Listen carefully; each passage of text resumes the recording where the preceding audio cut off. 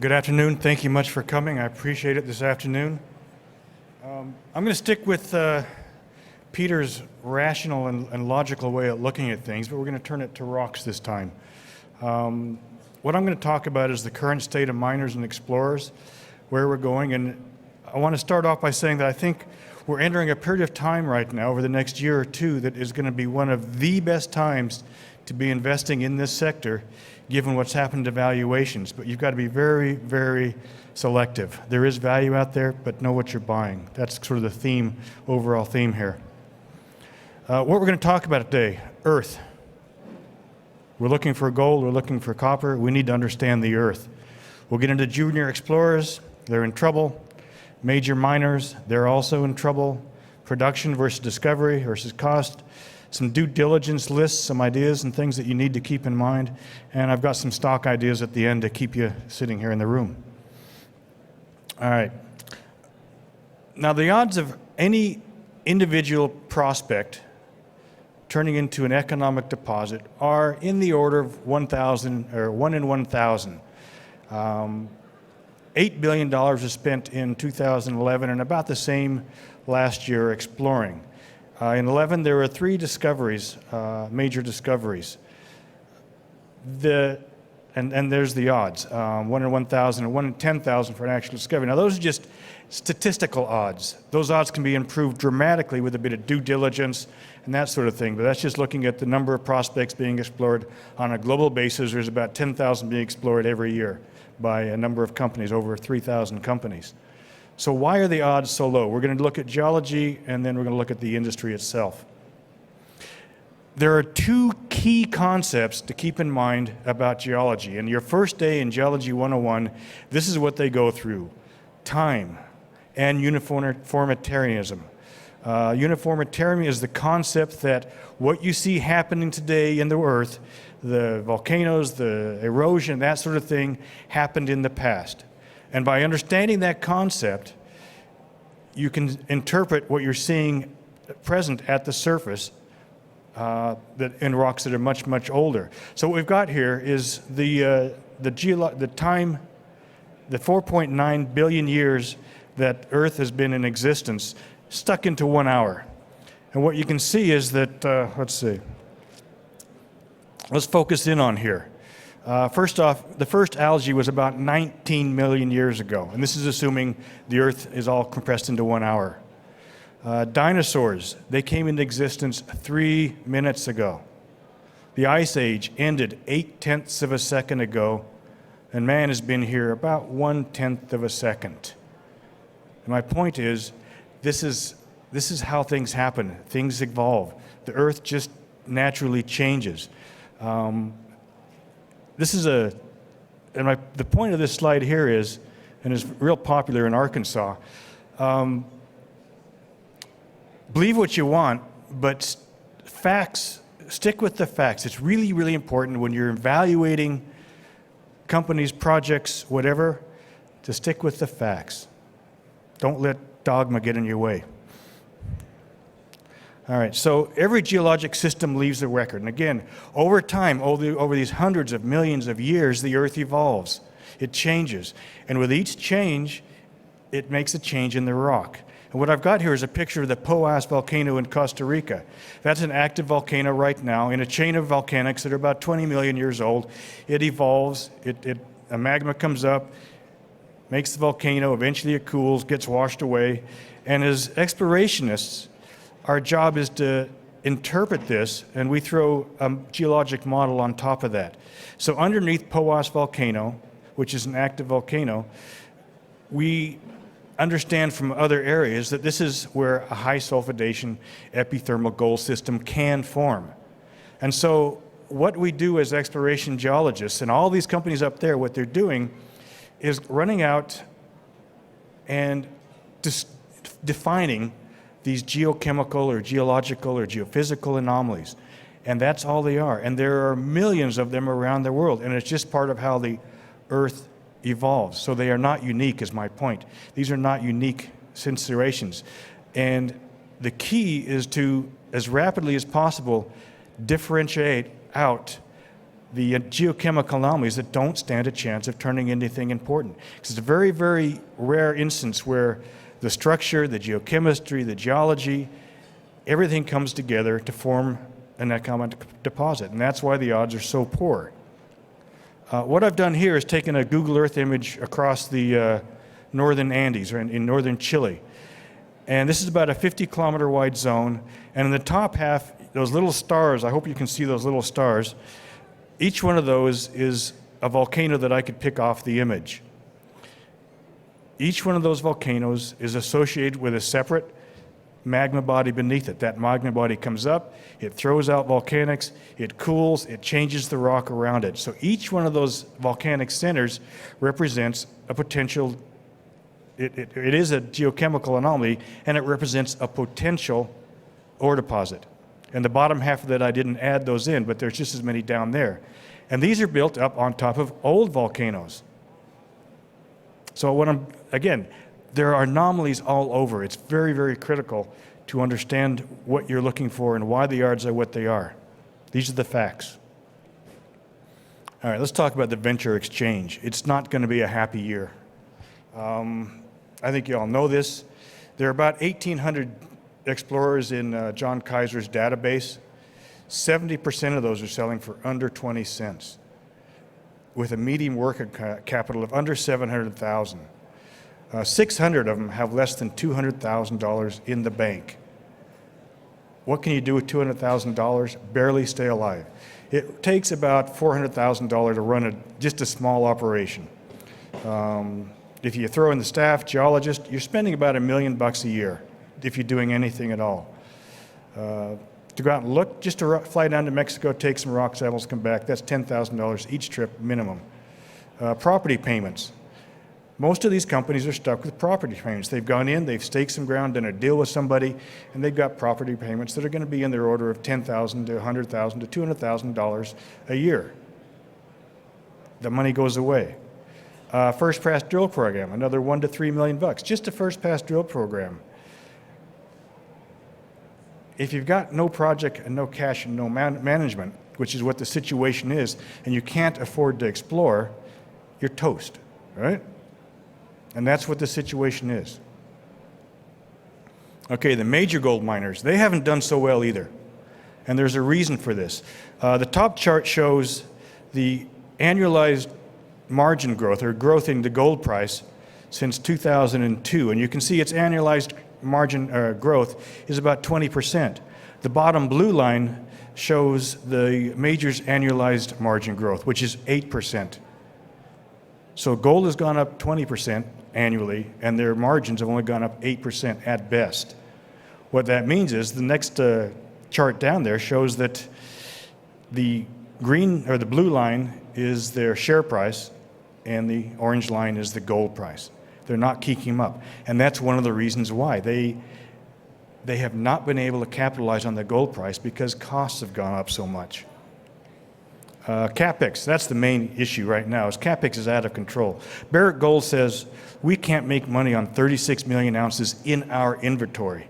Donlin Creek, 19 million ounces, does not meet investment criteria. Sarah Casale, ditto, does not meet investment criteria. And production guidance going forward has been lowered.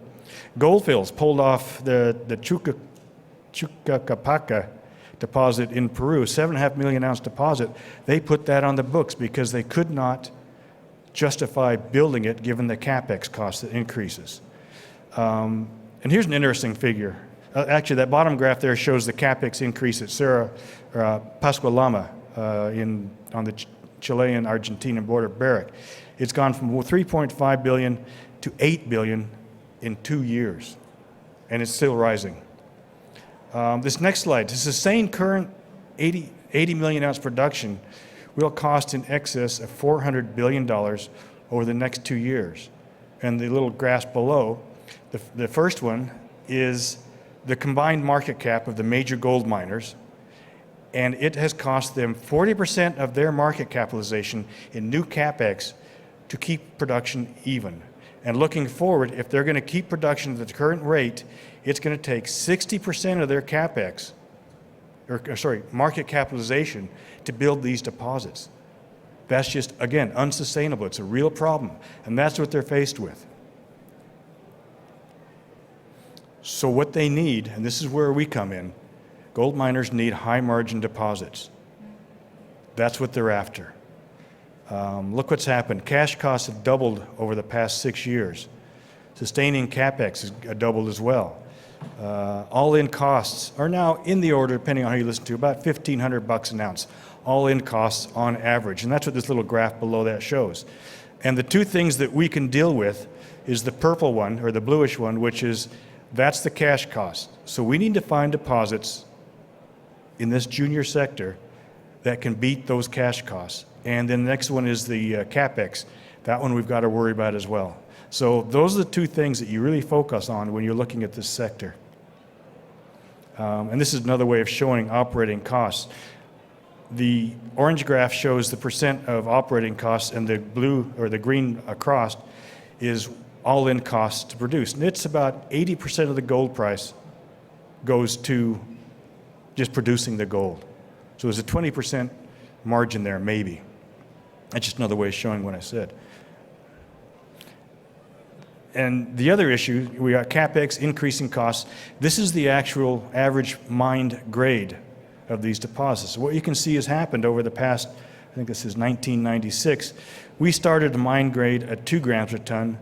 Right now we're at about 1.2 grams a ton. And the next one down there, the reserve grade, the darker blue line, is even lower than that. Right now, the reserve grade has gone from almost 2 to just under 1 gram a ton. So we've halved the quality of the deposits that are being mined right now. And you can see what's happened to the cash costs. So the three things that are getting us here is operating costs, capital costs, and we're just not finding good enough deposits anymore, or we're mining much lower grade material. And that comes back to my thing. There's a real opportunity here if you can find the very select few deposits that beat these criteria. Okay, gold production versus discovery versus price. This graph shows total ounces discovered on a yearly basis since, I think it's since 2000, I can't read that, 1999. Anyway, you can see what's happening here. Discoveries are going down. That's obvious, right? Gold price is going up. This line across the top where I've got current production, about 80 million ounces. That's one Carlin trend a year we are burning through, producing. We're not finding that many. And so this little gap here between discoveries, which is about, call it 10 million ounces, and production, call it 83 million ounces, that gap has got to be met if production is to stay where it is. Again, there's our opportunity. Legitimate discoveries are going to be extremely valuable. How valuable? Here's the situation. They have to replace production. Quality deposits are going to command a premium, but the low-quality ones don't. What I've got here is a couple of transactions. Goldcorp paid about $1,500 an ounce for Andean in Argentina. That's a very high-grade, high-margin deposit. Cash costs are going to be about $66 an ounce. That's why they paid $1,500 an ounce. Kinross, they paid about $1,200 an ounce for Redback. Again, probably a bad deal, but a very high-grade, rich, profitable deposit. And Newmont paid about $1,000 for Frontier, Long Canyon discovery, a low capex, low-cost operation. That's what they're looking for. The bottom one here, Hochschild's, they paid $15 an ounce in proven and probable for Andina. That's a deposit, over 6 million ounces, averaging 0.7 grams in the high Andes, sulfide deposit, not an easy one. So, and below that you can see the stock chart that at one point was $5, and the eventual buyout I think was about 70-something cents. So not many people made money on that because the ounces in the ground aren't worth much. So it's not about ounces. You know, a lot of people will show you a slide where we're only getting valued, $10 an ounce versus someone else getting $100 an ounce. That's irrelevant. It's margin. What are you paying for margin? All right, this graph, I show this all the time. I think you're all familiar with it, but this is the typical life cycle of a discovery. Little junior company comes along, they start making some positive results, drilling samples, soil samples, or whatever. The stock charts moving up that curve as people get more and more confident that there's something there. And so all you need to do is buy there and sell there, right? Because if we know 95% of these potential discoveries are going to go up and back down that curve, what we need to do, our job and my job, this is what all I do in my newsletter, just about, is look for the fatal flaw. If I know 95% is going to fail, I'm okay to buy these things, but as soon as I can catch the fatal flaw, or as soon as you can see what the fatal flaw, be that metallurgy, grade, strip ratio, jurisdiction, whatever it is, you got to sell. So you can make money on a bust if you're just ahead of the crowd. And usually that's not hard to do. All right, and then the other side of this curve is where someone's got something in the ground in the development stage, and eventually the development proves up and it starts in production and you get full value again. That's the other place to play this. Normally I don't play that side of it, but I think in this environment we can buy quality deposits with a feasibility on them that show a good deposit at a discount to what it's worth, what its NPV is. So there's a reason to be buying these now. I prefer exploration, but you got to buy value, especially in this market. So you make money understanding the rocks. These are two companies we participated in the letter. The bottom one is AUEX Ventures. Made a discovery in Nevada, Long Canyon, Carlin oxide deposit. Very interesting system, and quality company doing quality work. That was the key. You want the guys doing the work, in this case it was a gal, to really do everything they can to make sure that this deposit moving forward, the metallurgy works, you know what it's going to be. So as this evolved, you could see that it's getting better, the metallurgy is working, the geology is coming together, it's predictive, they're actually predicting where to drill and hitting mineralization, and that's how it went up. So we went from, again, I can't see very well from here, but we made over 1,000% on that. It was bought by Frontier, and then Frontier is bought by Newmont. Great plan. The second was another stock we picked up. I went and looked at the project Sandgold in Manitoba.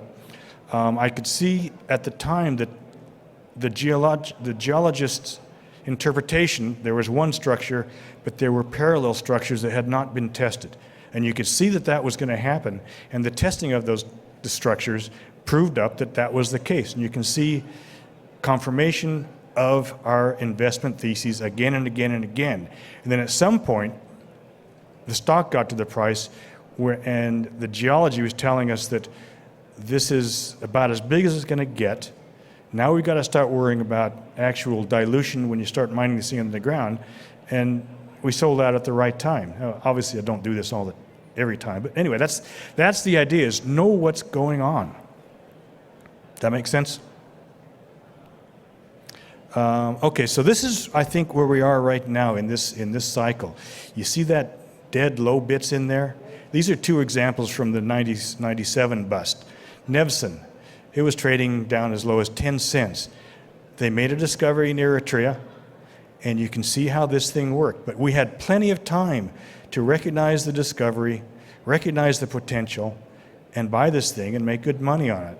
Same thing, First Quantum, went down to the Congo or Zambia and saw their first project.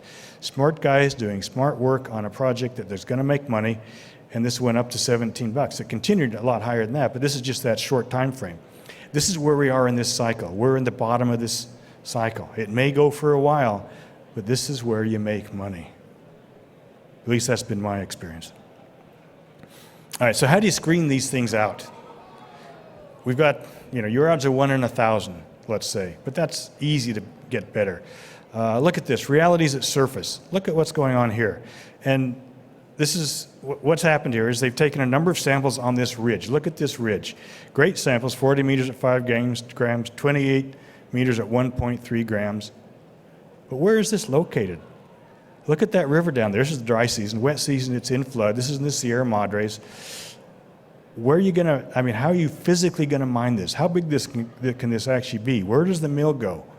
Now, this is part of a much bigger system, and so I'm not knocking it per se, but these are the things that you need to look at. And just by seeing this, you can screen it out and say, okay, if that's all they've got, I'm not going to buy it. So you screen that out pretty good. What's the context? Where does the mill go? Where do the tailings go? How do they build this thing? Another one, I like this one, RTM exploration. They had a concept that beneath the deposit at surface, who was that company? Yes. Anyway, sorry, it slipped my mind. Anyway, there's a mine at surface, and they're projecting the mineralized structure to depth.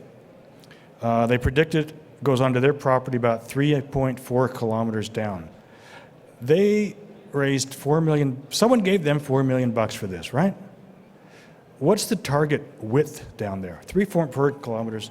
You're looking at a target that is half the size, at least, of this little podium up here. Is this realistic? What's it going to cost, even if they're successful, to delineate this thing? What's the production cost going to be? What's the capital cost going to be to sink a shaft down there and go after it? Eventually advised by the operator that no significant gold mineralization was encountered at depth. Think about this. This is from this room, 3.4 kilometers that direction. We're clear over there on 12th Street. That's a long way. Is this realistic? So anyway, you can just throw this out. You can improve your odds right there. I've got a list of business models. I'm not going to go through this. We don't have time. But this sort of stuff, this is available from me on my website. Just send me an email. This is my sort of poor attempt at marketing. But anyway, send me an email, and you're welcome to get this. We're looking at the different risk versus reward for the various business models, be it a drilling model, a joint venture model, that sort of thing. Risk versus reward, early stage projects, small miners, that sort of thing. What are the odds? These are things that you should keep in mind. If you've got these in front of you, walking around here, it's useful. Market cap versus spend. Again, real obvious stuff, but important. Management history, are they focused? Are they financially committed? Is there skin in the game? That's a real good question to always ask. And deposit type, what are they looking for? What might it be worth? What's it going to cost to define it? Target size, financing dilution, and in the end, who cares? Most of the companies, I'm afraid, are looking for something that, in my view, even if they're successful, it's not worth much. Who cares? All right, so what's some ideas? I think okay, so the odds are tough. We know how tough it is to find something. We know what the financing environment is right now. So this prospect generator model, which I think most of you will know about, is where smart geologists generate ideas and then bring other people in to spend the heavy dollars drilling these things off. And if, given your odds of success are so low, doesn't it make more sense to have someone else spend the highest dollars and you spread your intellectual capital around and do more and more exploration?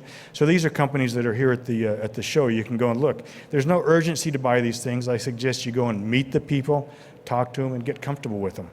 Miranda Gold, Eurasian Minerals, Riverside, Renaissance, Millrock, again, all doing well. We've got 6 of these in our Exploration Insights portfolio.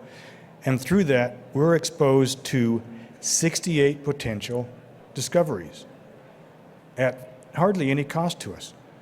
So we've got 68 projects being tested by other people's money, and we stand to win if it works. And if it doesn't work, it doesn't cost us much. To me, that really, really improves your eyes. That's a smart way to do it, especially in this environment. Value for nothing, the upside is free. Here's a couple of more development stage companies. Belo Sun, market cap $414 million. They've got a very good 7 million ounce deposit in Brazil.